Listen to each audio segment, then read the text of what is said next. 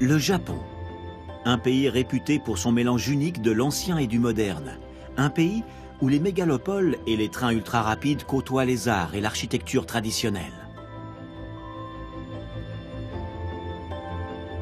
Mais au-delà de ces clichés, le Japon révèle son autre visage. Celui d'un pays de tous les extrêmes, d'une région sauvage, faite d'îles tropicales reculées, de côtes spectaculaires,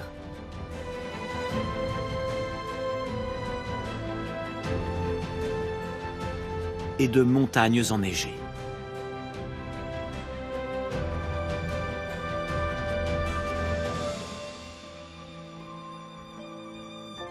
Loin de l'agitation de Tokyo, certaines villes se distinguent par leur identité culturelle singulière, comme Osaka et Kobe.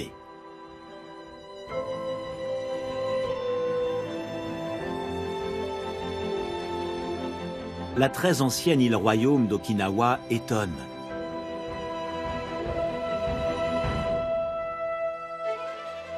Et la ville de Nara arbore fièrement ses traditions. La plupart de ces lieux sont marqués par des événements clés de l'histoire du Japon moderne.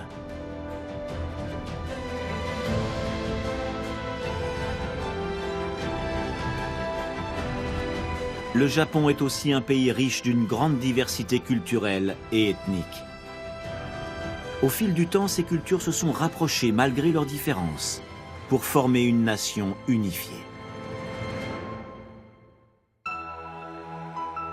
Le Japon est constitué de 4 îles principales. Honshu, Hokkaido, Shikoku et Kyushu. Notre voyage aérien débutera à l'extrême sud-ouest de l'archipel. Nous suivrons ensuite la chaîne des îles Ryukyu pour rejoindre les îles Yaeyama. Nous visiterons la grande île maritime d'Hiroshima et les villes de la région Kansai, dont Osaka et Kobe. Elles se distinguent fièrement de la capitale moderne Tokyo. Nous remonterons la côte en direction du nord-ouest et survolerons les superbes forêts de bouleaux de Tohoku jusqu'à Aomori. Puis, nous traverserons le détroit de Tsugaru jusqu'à la ville portuaire de Hakodate sur l'île d'Hokkaido, la plus au nord de l'archipel.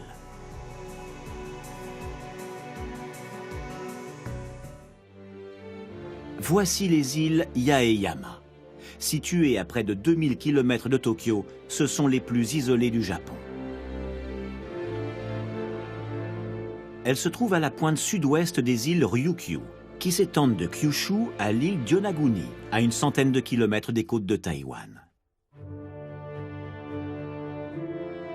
Sur l'île d'Ishigaki, voici la ville du même nom, la capitale économique, politique et culturelle des îles Yaeyama. Les origines de la ville remontent au royaume de Ryukyu, établi au XIVe siècle. Ces souverains ont régné sur l'ensemble de cet archipel jusqu'à son annexion par le Japon en 1879. L'île d'Ishigaki est célèbre pour ses plages de sable blanc, ses forêts tropicales luxuriantes et ses récifs coralliens. Sur la côte nord-ouest d'Ishigaki, la baie de Kibira, avec ses eaux turquoises et ses plages de rêve, est très appréciée des touristes.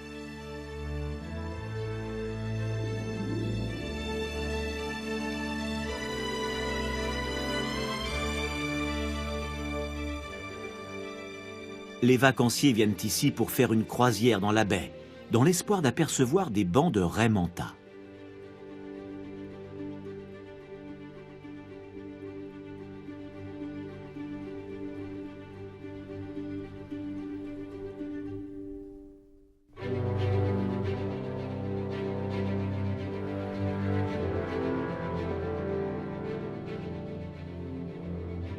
À l'intérieur des terres, l'île d'Ishigaki est tapissée de jungles et de mangroves.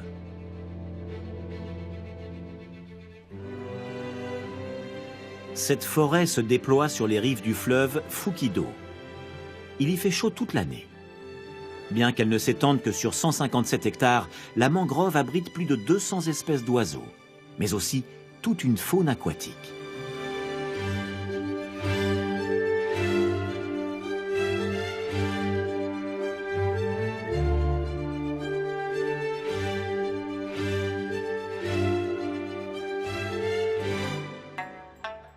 10 minutes de bateau d'Ishigaki, se trouve l'île de Taketomi.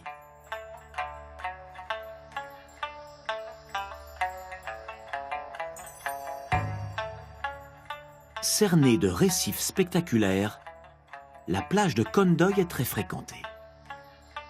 Mais cette île n'a pas toujours été un petit paradis. Bien qu'elle soit habitée depuis plus d'1 millier d'années, son climat n'était pas adapté à la culture du riz. Les habitants devaient embarquer sur cette ancienne jetée et ramer pendant de longues heures pour rejoindre leur rizière sur l'île d'Iriomote. Aujourd'hui, la jetée inutilisée offre une vue imprenable sur les récifs et la mer turquoise.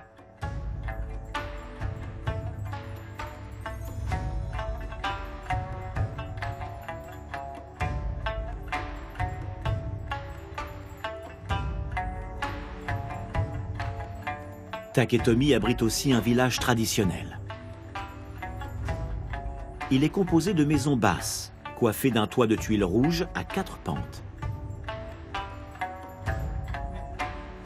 Le village est entouré d'un mur de pierre et traversé par des rues sableuses.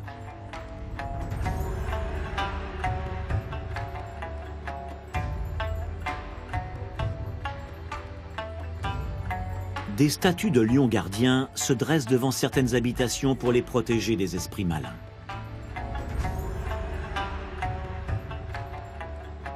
Le mode de vie des villageois a peu changé au cours des siècles, comme en témoigne l'un de leurs moyens de transport, la voiture à buffle.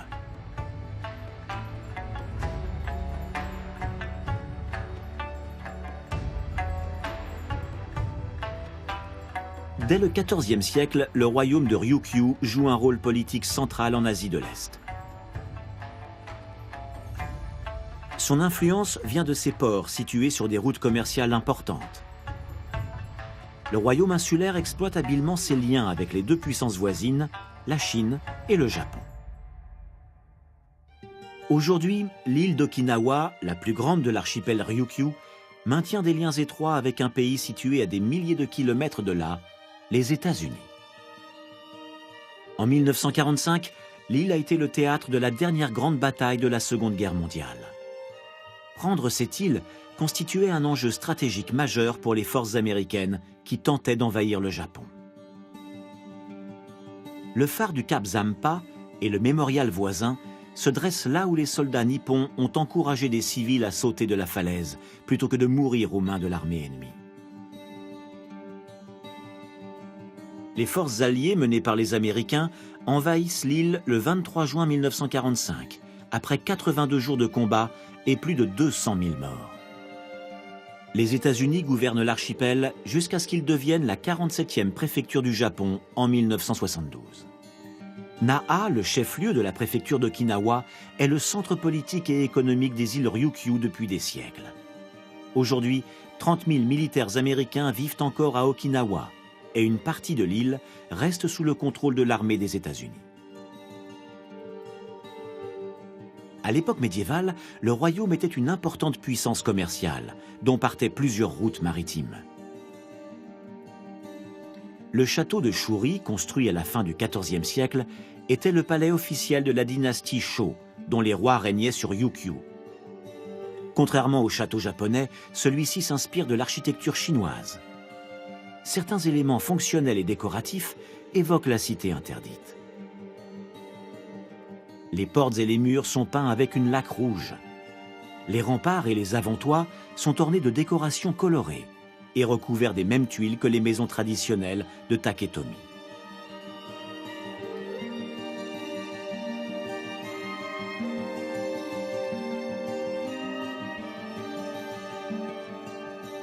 Le pavillon ouest, également appelé palais d'État, est orienté vers la Chine. Il comporte une salle du trône, des pièces d'habitation et des salons de cérémonie. Sur sa façade ouest, 2 colonnes de grès de 4 mètres de haut représentent des dragons, symbole de la famille royale Shō.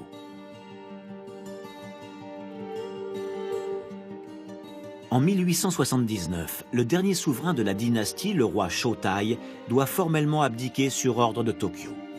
Il est contraint de quitter le château de Shuri pour rejoindre la capitale japonaise où ses descendants vivent encore aujourd'hui.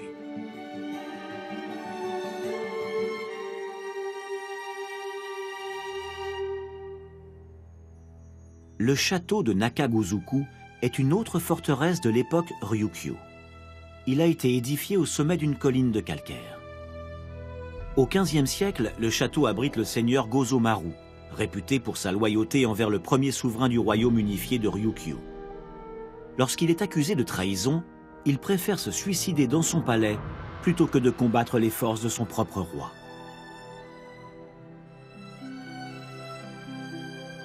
Chaque année, les habitants de l'île organisent un grand spectacle en hommage à la loyauté de Gozomaru. La fête dure 2 jours et se tient sur les terres du château.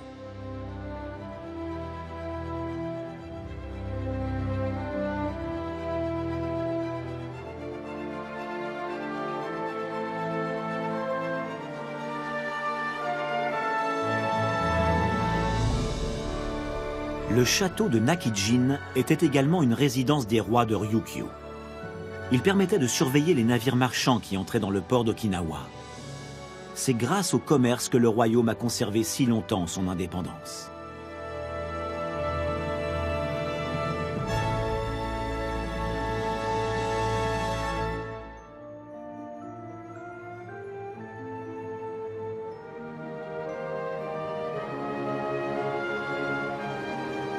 Les archéologues et les historiens continuent de découvrir l'incroyable étendue du réseau commercial de Ryukyu.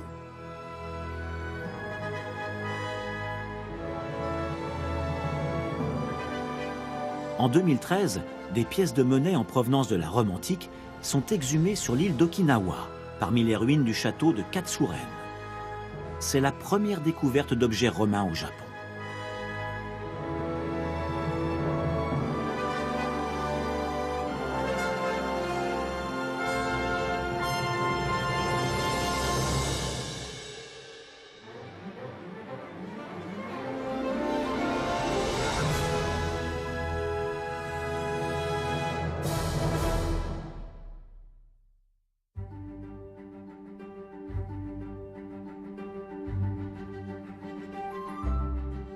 Aujourd'hui, Okinawa est une destination touristique prisée.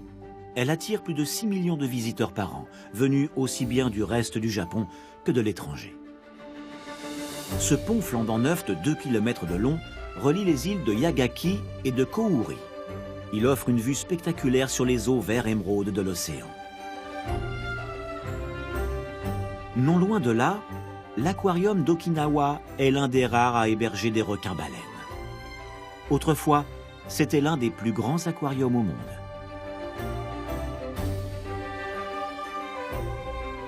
Okinawa fait de formidables efforts pour protéger une faune aquatique riche et variée, et notamment ses récifs coralliens. L'île travaille main dans la main avec le reste du pays, ses voisins asiatiques et des fondations internationales pour préserver son environnement naturel.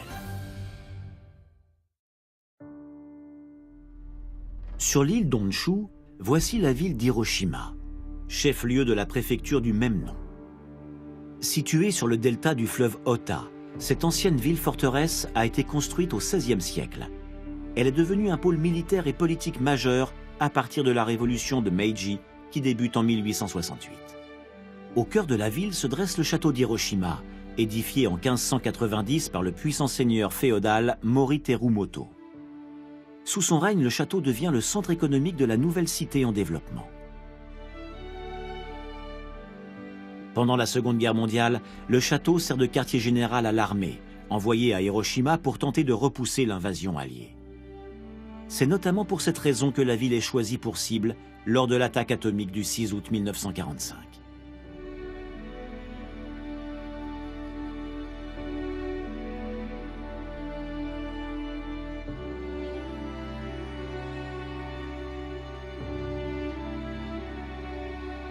Au sud de la ville, la baie d'Hiroshima permet d'accéder aux nombreuses routes maritimes commerciales qui traversent la mer intérieure de Seto.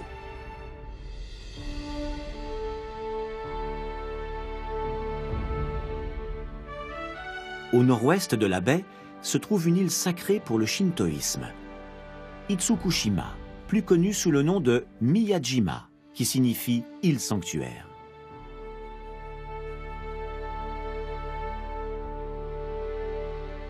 Le grand torii flottant est l'un des éléments les plus spectaculaires du temple d'Itsukushima. Il se dresse dans les eaux de la baie. Cette porte symbolise la frontière entre le monde des esprits et celui des hommes, et elle marque l'entrée du complexe religieux. Le sanctuaire date du VIe siècle, mais le temple dans sa forme actuelle est fondé au XIIe par le grand samouraï Taira no Kiyomori, qui investit beaucoup d'argent sur l'île.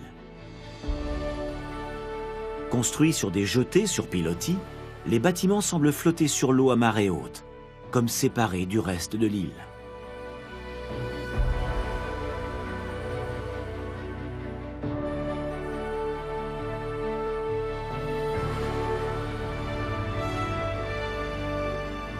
Le mont Mizen domine Itsukushima. Le sommet, haut de 535 mètres, est accessible par le téléphérique de Miyajima et offre une vue magnifique sur la mer de Seto jusqu'à Hiroshima. C'est notamment en raison des reliefs qui la cernent que les Américains ont pris Hiroshima pour cible en 1945. Sa dimension et sa position géographique devaient accroître l'intensité de l'impact. À 8h15, le 6 août 1945, la toute première bombe atomique de l'histoire est larguée sur Hiroshima depuis un bombardier américain B-29, baptisé Enola Gay. Ce bâtiment, surnommé le dôme de la bombe atomique, est la seule construction épargnée à proximité immédiate de la zone d'impact. 60% des bâtiments de la ville ont été détruits. Il est très difficile de connaître le nombre exact des victimes. Les estimations évoquent au moins 70 000 personnes tuées lors de l'explosion et 140 000 au total. Mais en 2005, le maire d'Hiroshima revoit le bilan final à la hausse. Selon lui, il atteindrait 237 000 morts en raison des radiations. Le mémorial de la paix ainsi que le parc et le musée sur l'autre rive sont dédiés aux victimes de la catastrophe. Ils informent les visiteurs sur les conséquences dramatiques d'une attaque nucléaire. C'est ici, en mai 2016, que le président Obama rencontre le premier ministre japonais Shinzo Abe lors d'une cérémonie historique. Il est le premier président américain en exercice à se rendre à Hiroshima. La direction du musée et la municipalité d'Hiroshima militent toutes deux pour un monde sans armes nucléaires.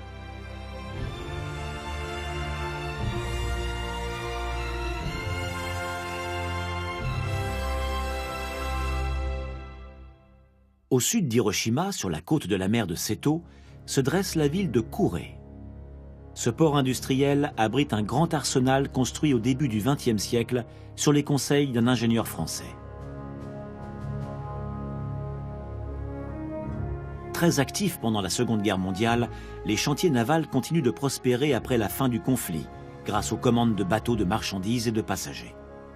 Aujourd'hui, l'industrie navale de Kure est l'un des plus gros fournisseurs de navires cargo dans le monde. C'est également ici que se trouve la base de la force maritime d'autodéfense japonaise, fondée en 1954. Avec une flotte de 154 navires et 346 avions, sa mission principale est de surveiller les voies maritimes et de patrouiller dans les eaux territoriales. Cette force participe également à des opérations de maintien de la paix organisées par l'ONU.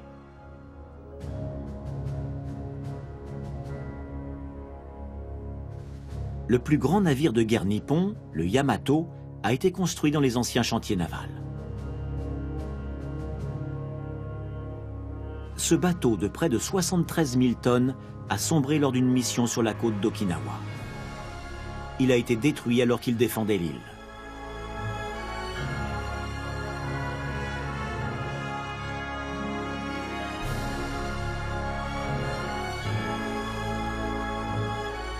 Le musée des forces d'autodéfense maritime expose un sous-marin de classe Yushio.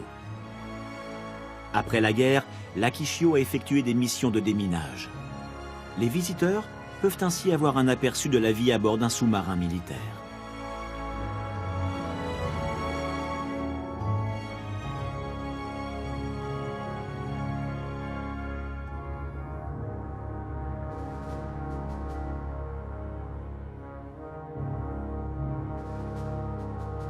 Kure accueille de nombreux festivals. En juillet, le port s'illumine à l'occasion de la grande fête des feux d'artifice.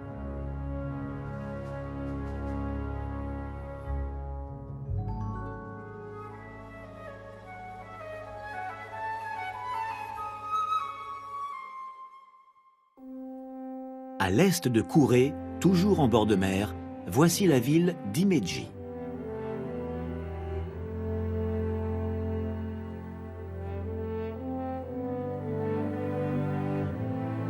Elle est surtout connue pour son château dont la construction a commencé au XIVe siècle. Contrairement à beaucoup de châteaux japonais, celui d'Himeji n'a jamais été détruit par une guerre, un tremblement de terre ou un incendie. C'est l'un des 12 châteaux du pays dont les donjons en bois sont encore intacts. Achevé au XVIIe siècle, c'est le plus bel exemple de l'architecture de château de cette époque. En 1993, il est classé au patrimoine mondial de l'UNESCO.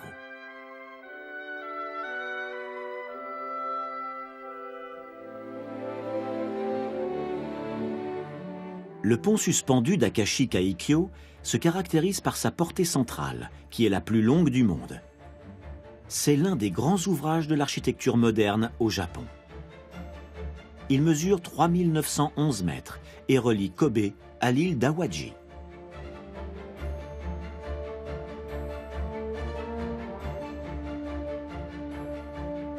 Ce pont est conçu pour résister à des rafales de 285 km/h. Et à des séismes de magnitude 8,5 sur l'échelle de Richter.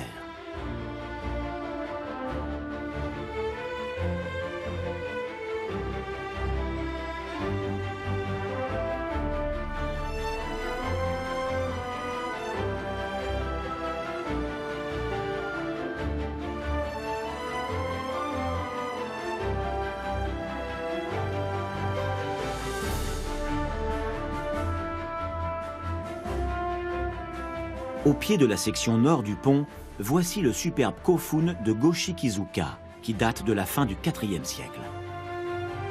Les Kofun sont des monuments funéraires, construits pour l'élite régnante du Japon entre le IIIe et la fin du VIe siècle.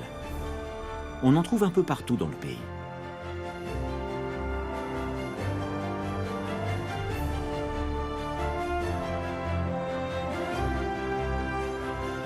Longue de 194 mètres. Cette tombe serait celle d'un chef de clan influent qui régnait sur la région d'Akashi Kaikyo.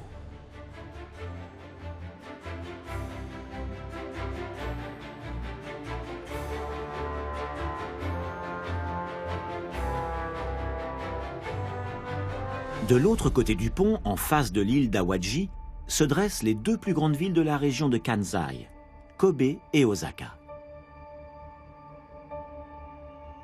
Kobe est la 6e ville du Japon. Elle est dotée d'une municipalité en 1899, mais son port, qui jouait un rôle stratégique depuis des siècles, s'ouvre au monde dès 1868. Le Meriken Park abrite la tour du port de Kobe et un mémorial pour les victimes du séisme de 1995. Il a fait près de 6500 victimes, plus de 43 000 blessés et détruit ou endommagé 120 000 bâtiments.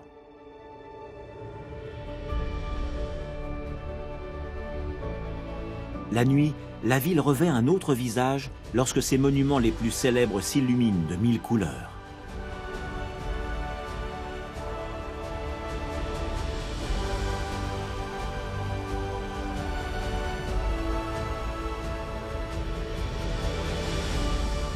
L'un des lieux les plus prisés pour profiter de ce spectacle enchanteur est Kobe Harborland, un quartier de divertissement situé au bord de l'eau.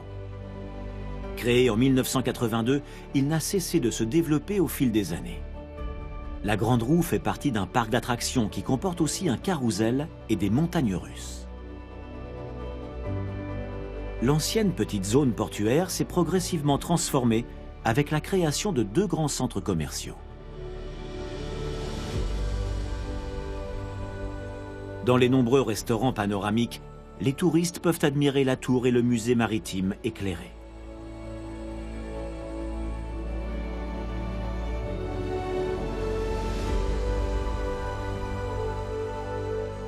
L'illumination de Kobe s'inscrit dans une tradition qui remonte au tremblement de terre de 1995.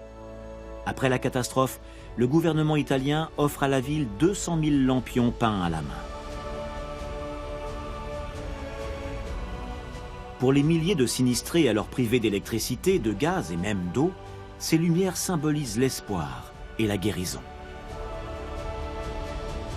La fête des Lumières de Kobe se tient ainsi chaque année en décembre et attire des millions de visiteurs.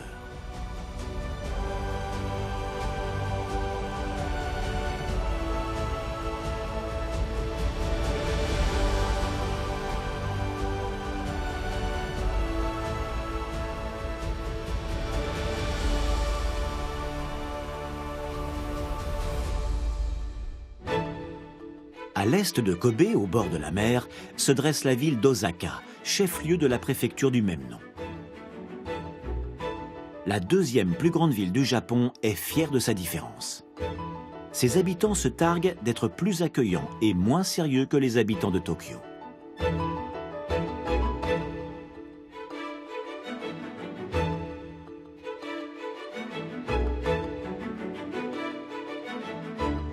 Pendant l'époque Edo, Osaka est surnommée la cuisine de la nation, car le riz et d'autres denrées essentielles arrivent ici avant d'être distribués dans tout le pays.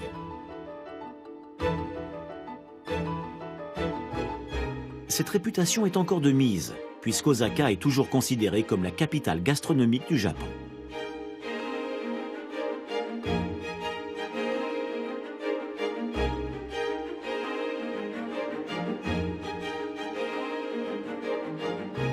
À l'origine, l'activité commerciale se concentrait sur l'île de Nakanoshima, un banc de sable long de 3 km qui divise en deux la rivière Kyuyodo.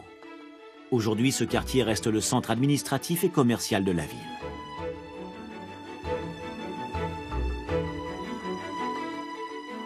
Les gares d'Osaka et d'Umeda sont les deux grands pôles de transport. Elles voient défiler en moyenne 2 millions d'usagers par jour et plus de 820 millions par an.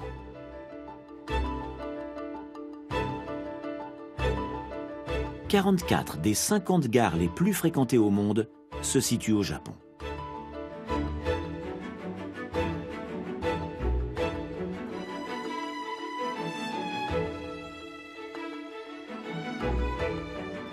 L'un des gratte-ciels les plus reconnaissables d'Osaka est l'Umeda Sky Building.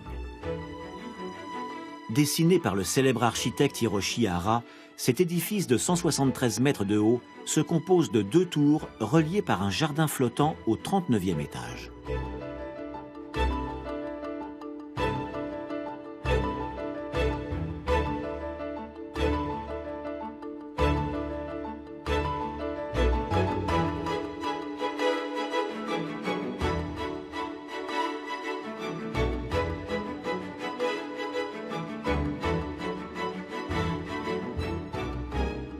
C'est également à Osaka que se dresse le plus haut gratte-ciel du Japon, l'Abeno Harukas.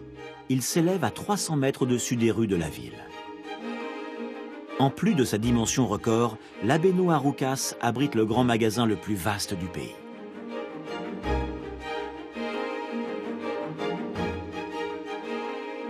Mais le monument le plus symbolique d'Osaka est sans hésitation la tour Tsutenkaku, dans le quartier de Shinsekai. La tour d'origine, construite en 1912, s'élève à 64 mètres et s'inspire de 2 célèbres monuments français, la tour Eiffel et l'Arc de Triomphe. Gravement endommagée par le feu en 1943, elle est entièrement démantelée pour recycler son acier en matériel de guerre. Reconstruite en 1956, grâce à des fonds privés, elle culmine cette fois à 103 mètres. Depuis, la tour est l'un des lieux préférés des habitants de la ville. Mais c'est la nuit qu'Osaka prend réellement vie. Le quartier nocturne le plus fréquenté de la ville se trouve le long du canal de Dotonbori.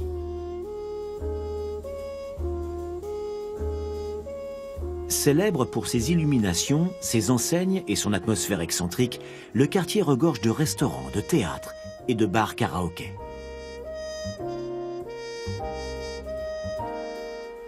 De nombreux films hollywoodiens ont été tournés ici.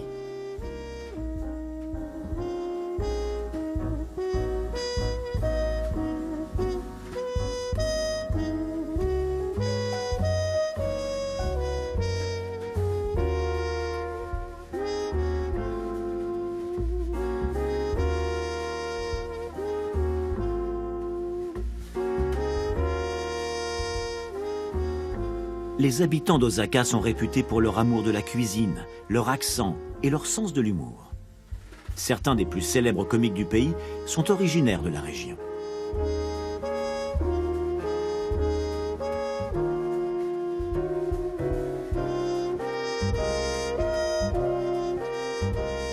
Osaka est une ville différente et fière de l'être.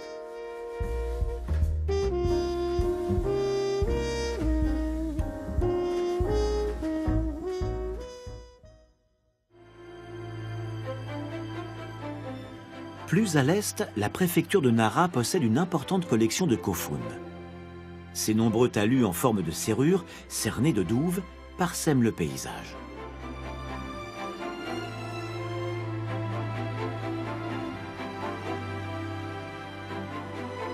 L'impératrice Jingu serait enterrée dans l'un d'eux. Selon la légende, elle aurait conduit la conquête de la Corée au début du IIIe siècle. Au XIXe siècle, l'impératrice est officiellement inscrite dans la mythologie japonaise en devenant la première femme représentée sur un billet de banque.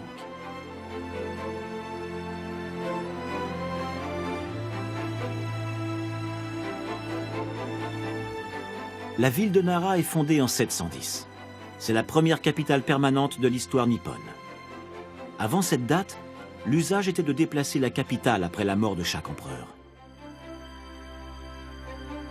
Le statut privilégié de Nara ne dure pas longtemps. Après seulement 70 ans, la capitale est déplacée à Nagaoka, au nord. L'objectif est de limiter l'influence d'un nouveau courant de pensée qui inquiète les souverains japonais par son idéologie radicale. Ce courant s'appelle le bouddhisme. Originaire d'Inde et déjà implanté en Corée, il est introduit au Japon au VIe siècle. Sa pratique et son enseignement se concentrent alors autour des 7 grands temples de Nara. Dans l'un d'eux, celui de Kofukuji, on peut voir la 2e plus haute pagode du pays. Elle s'élève à 50 mètres.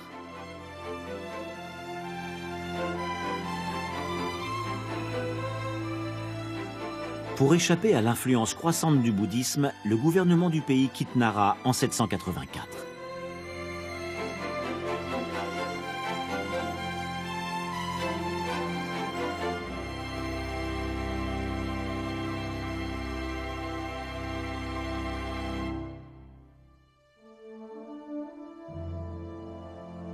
Lorsque Nara était encore la capitale impériale, l'empereur résidait au palais de Heijo.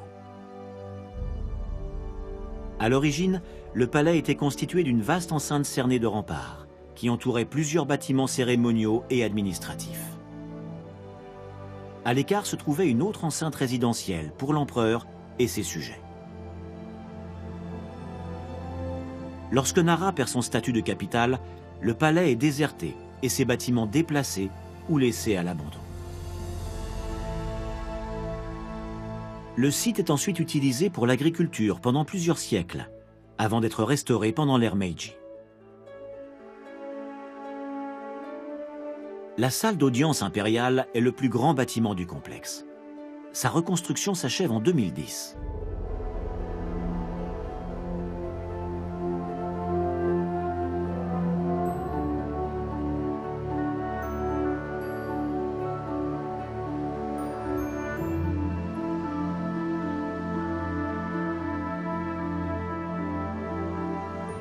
L'histoire de Nara et des régions voisines est aussi celle de la lutte identitaire du pays. Des monuments aux billets de banque, les conflits passés ont laissé leur empreinte dans le Japon contemporain.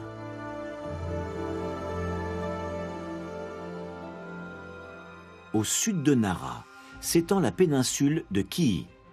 Cette région montagneuse reculée cache des routes de pèlerinage très anciennes et de nombreuses merveilles naturelles.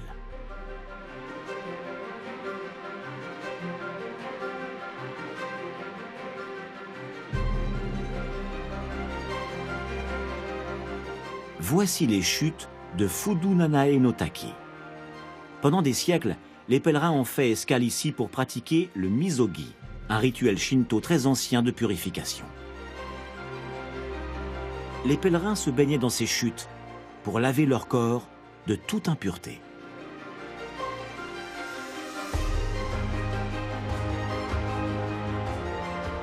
Avec ses nombreux cours d'eau, la région est l'une des plus belles du Japon.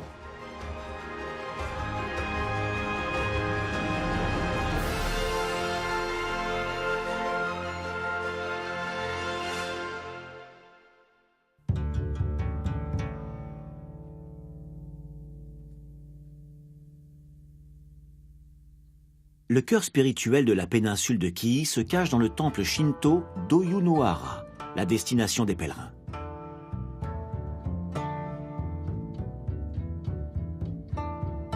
L'entrée du site est marquée par un torii impressionnant. Avec ses 34 mètres de haut et 42 mètres de large, c'est la plus grande porte de ce type au monde.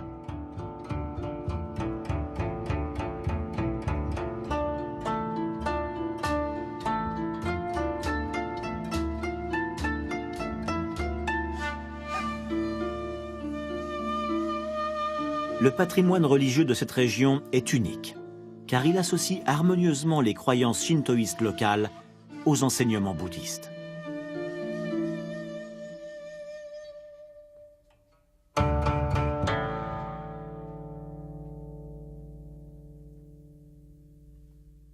Cette harmonie est particulièrement manifeste ici, au bord des chutes de Nachi. Au Xe siècle, des sanctuaires bouddhistes et shinto se sont rassemblés en un grand complexe spirituel, qui en ont fait un haut lieu de pèlerinage. Les chutes d'eau accueillent la fête annuelle du feu, une tradition vieille de 1700 ans. Les participants défilent sur les marches en pierre qui mènent à la cascade, en agitant d'immenses torches embrasées. La partie sud de la péninsule de Kii appartient à la préfecture de Wakayama. Son littoral compte de nombreuses curiosités géologiques.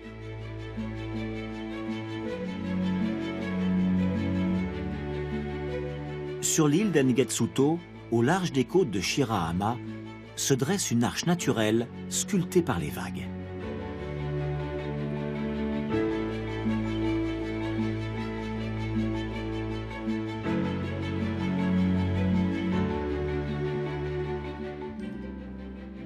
Plus à l'est, les rochers d'Ashigui-Iwa forment un ensemble de 40 monolithes mystérieusement alignés sur plus de 800 mètres.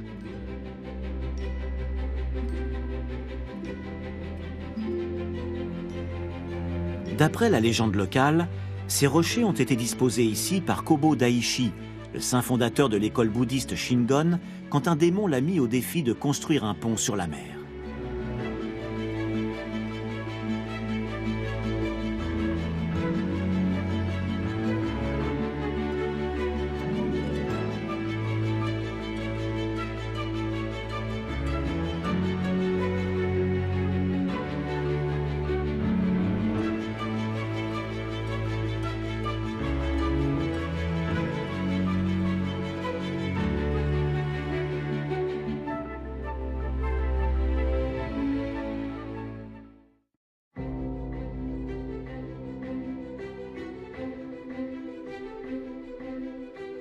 Nous faisons maintenant route vers le nord, de l'autre côté d'Honshu, pour atteindre la préfecture d'Aomori. « 10% de la surface de cette région sont classés parcs nationaux, et notamment le parc du lac Fujimi, avec son pont de bois exceptionnel à 3 arches.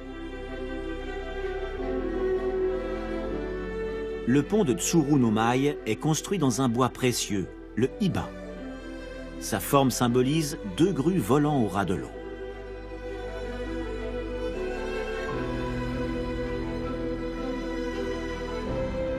Dans la culture japonaise, la grue est un oiseau vénéré. Elle représente la longévité et le bonheur. D'après les croyances locales, une longue vie attend celui qui traverse ce pont. Sur la côte nord-ouest d'Honshu, les séismes répétés ont créé d'immenses terrasses qui semblent surgir de la mer.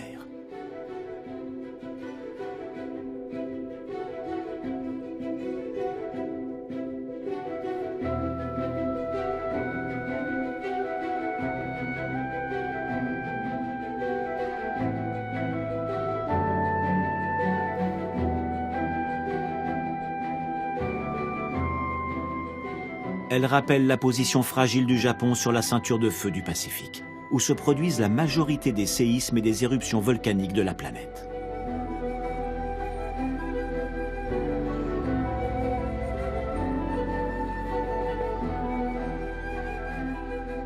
Dans la région de Tohoku s'étend la plus vaste forêt vierge de bouleaux d'Asie de l'Est.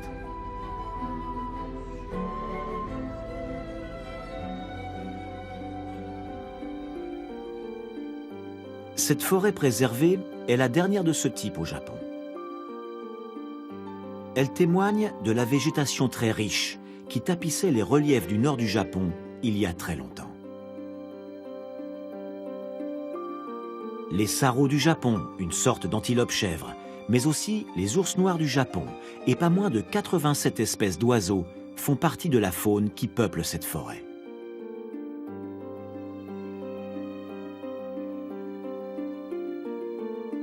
L'une des randonnées les plus prisées de la région suit le chemin du Juniko, un ensemble de 33 lacs et étangs féeriques disséminés dans la forêt.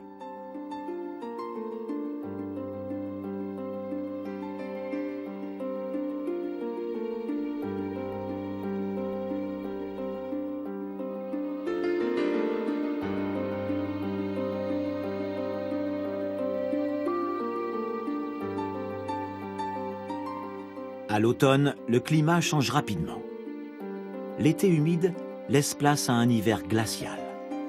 Une explosion d'orange, de jaune et de rouge illumine les forêts du pays. La coloration des feuilles est appelée momiji. Comme pour les cerisiers en fleurs au printemps, des curieux viennent de tout le pays pour assister à ce spectacle flamboyant.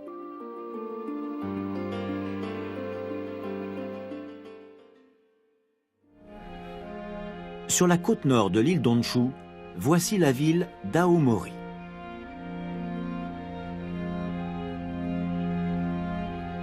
Avec l'industrialisation rapide du Japon dans la seconde moitié du XIXe siècle, Aomori prend de l'importance. Elle devient un port stratégique, car elle permet de relier l'île d'Honshu à celle d'Hokkaido.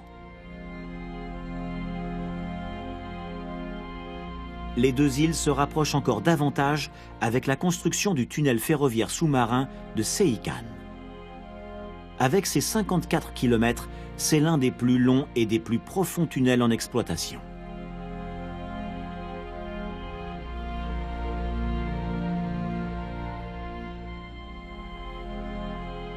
À l'extrême nord-est de l'île d'Honshu se trouve la côte la plus spectaculaire du pays, les falaises d'Otokegaura.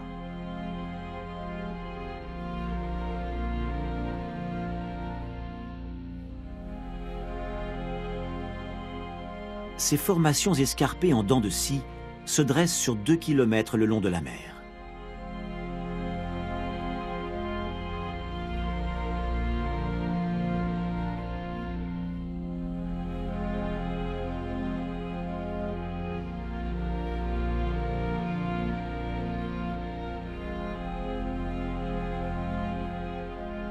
Ces rochers évoquent des statues bouddhistes, et pour cette raison, plusieurs portent le nom de grandes figures spirituelles.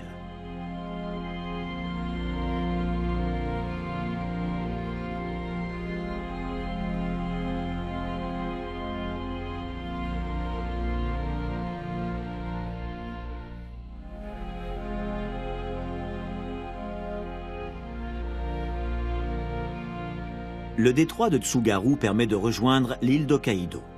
C'est la plus grande préfecture du Japon et la deuxième plus grande île de l'archipel. C'est aussi celle située la plus au nord.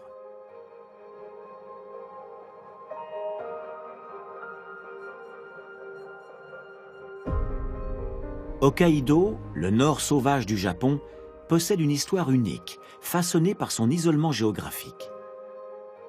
Comme à Okinawa dans le sud, les souverains de l'île entretiennent longtemps une relation conflictuelle avec ceux du reste du Japon. Au milieu du XIXe siècle, Hokkaido manque de peu de gagner son indépendance. En 1868, la guerre civile de Boshin éclate entre une alliance de seigneurs fidèles à l'empereur et le shogunat Tokugawa qui règne sur le Japon depuis 200 ans. Les forces du shogunat Tokugawa essuient plusieurs défaites avant de se retirer au nord, à Hokkaido. Elles se barricadent dans le fort Goryokaku, une immense forteresse en forme d'étoile. C'est ici qu'elles annoncent la création d'un nouvel État, la République d'Ezo. Les forces pro-impériales ne se laissent pas intimider et entreprennent d'envahir Hokkaido. C'est ici, dans le fort Goryokaku, que les troupes du shogunat Tokugawa résistent une dernière fois avant de se rendre. Leur ultime défaite marque la fin de la guerre civile et de la République d'Ezo. C'est aussi le début de l'ère Meiji, durant laquelle le Japon se métamorphose. Cette société féodale isolée s'ouvre alors au monde.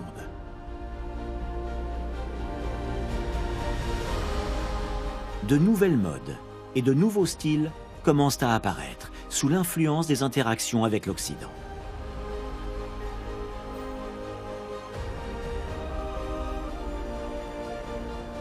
L'ancien hôtel de ville d'Hakodate illustre l'évolution de l'architecture à cette époque. Ce bâtiment construit en 1910 est typique de la fusion entre les styles occidental et japonais.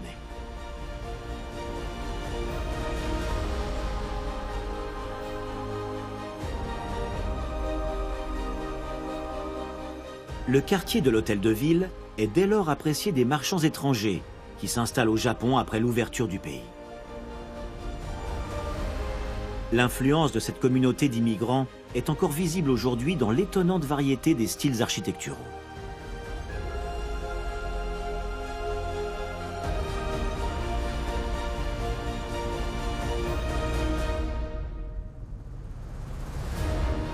L'emplacement géographique d'Hokkaido lui confère un climat beaucoup plus froid que dans le reste du Japon.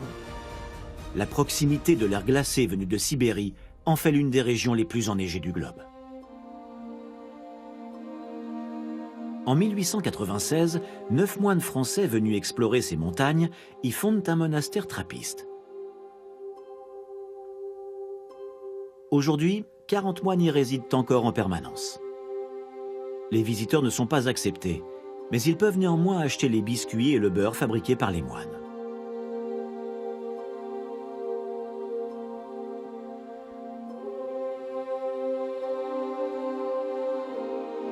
Le Japon compte une multitude de religions. Néanmoins, l'histoire récente d'Hokkaido est ternie par des persécutions ethniques et religieuses. L'île fait désormais partie intégrante du Japon. Mais l'héritage du peuple indigène d'Hokkaido, les Aïnous, est encore très présent.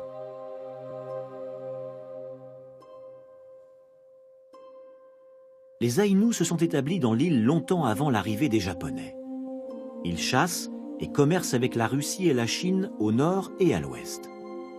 Lorsque le Japon annexe officiellement Hokkaido en 1868, c'est essentiellement pour se protéger de la menace russe. Mais c'est aussi pour assurer une source de richesse et de ressources supplémentaires à son empire en pleine expansion. Grâce à une lutte incessante, les Aïnous ont obtenu la reconnaissance nationale et internationale. Ils continuent de revendiquer leurs droits et défendent une société multiculturelle et multiethnique au Japon.